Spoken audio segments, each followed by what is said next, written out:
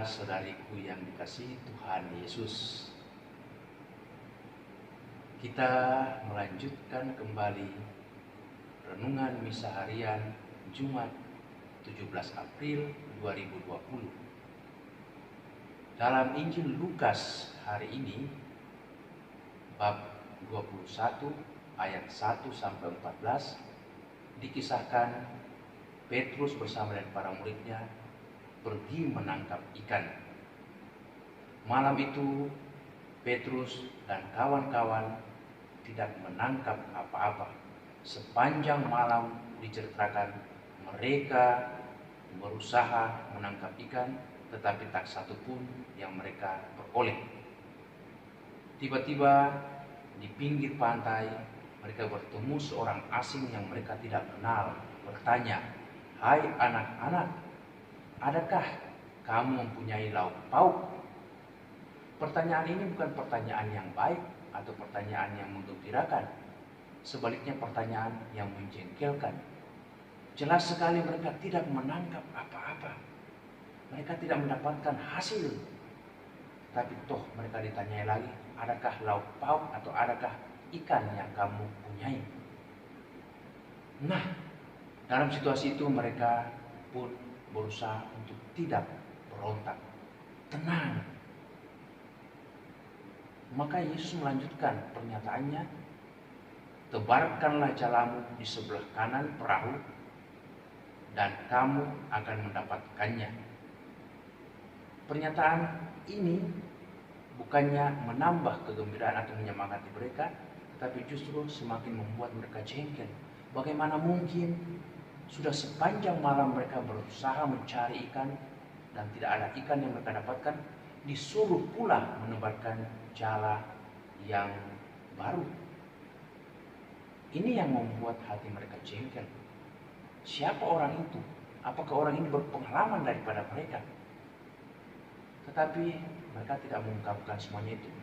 Mereka dengan sabar, dengan rendah hati mengikuti perintah orang itu dan melaksanakannya. Dan hasilnya luar biasa. 153 ekor ikan-ikan besar mereka tangkap. Lewat peristiwa itu, Yohanes, murid yang dikasihi Yesus, tiba-tiba berseru, "Itu Tuhan."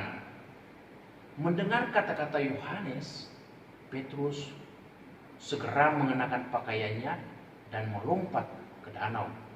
Seakan-akan menyatakan kegembiraan sukacitanya yang mau meraih semua ikan yang tertangkap dari jala mereka.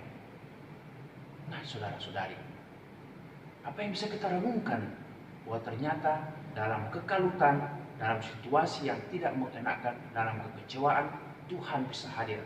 Dan ketika kita membuka hati, ketika kita dengan rendah hati mengikuti sabda Tuhan, hasil yang kita dapat, hasil yang kita harapkan bisa memberikan kegembiraan sukacita berlimpah ruah. Demikian juga dalam bacaan pertama, Petrus dan Yohanes.